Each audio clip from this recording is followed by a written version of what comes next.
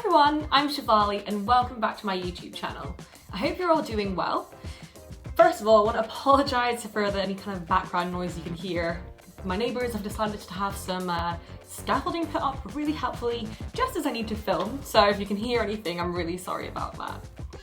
Anyway, for today's video, I'm going to be checking out a brand new smartphone, the Google Pixel 5. So Google announced it last week, I want to say, and really luckily I've been able to get my hands on it. So I thought I would just do a really quick kind of tour of some of the key features in case you're thinking of buying the Google Pixel 5 yourself. So this is the Google Pixel 5 here. Just get that open. This is the Google Pixel 5 here, and the first thing you'll notice is just how small it is.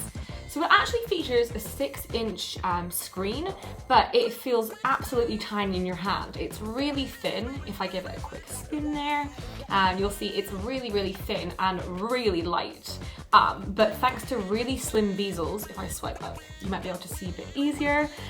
These really thin bezels on all four sides of the screen mean that despite being really small, it has a lovely big display that would be really nice to watch videos or play games on. So yeah, a 6-inch screen there, and in the top left corner you should be able to see a really small hole punch camera. So the front-facing camera is an 8-megapixel camera. I know not everyone is that keen on hole punch cameras. Some people find them a little bit annoying being in the screen, but I personally much prefer them to a notch, which is much more kind of obstructive of your screen when you're doing other things. I think the hole punch is quite a nice, discreet way to fit your front-facing camera in there. If I spin it around there, you'll see on the back, the rear-facing cameras are housed in this kind of square design in the top left corner. The rear cameras are a dual 12.2 megapixel lenses, which includes an ultra-wide lens, which is perfect if you're taking stunning kind of landscape photos or trying to fit a massive group of people into one photo. That's really great. Also on the back, you may notice this little kind of very subtle rear fingerprint scanner. A lot of other rivals have kind of got rid of that feature, but I actually really like it, and it's so subtle on the back there that it doesn't look like really obvious, but it's a really handy way to kind of unlock it there.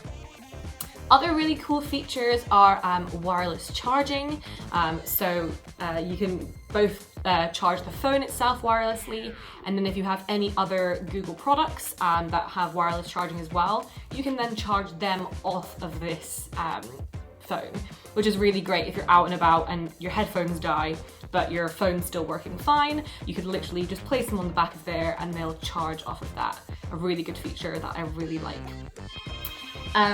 Other fun features are obviously the fact that it includes 5G by the name 5. We all kind of expected it, but yeah, still a really great feature, and means that you can download films and TV programs in a matter of seconds rather than having to wait for kind of lengthier download speeds. In terms of color, you can choose from this. This is black. As you can see, it's really nice and has this matte finish. Or if you're feeling a bit more adventurous, there is a sage green as well.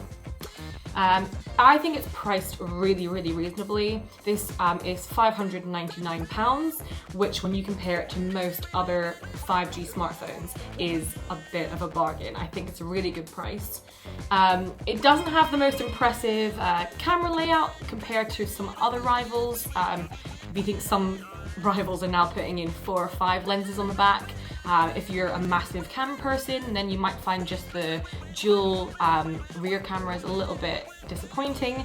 But with the fact that you've got both ultra wide and you have things like portrait mode, for your day-to-day camera needs, I think it's pretty great. Anyway, as I said, that was just a really quick tour of some of the features.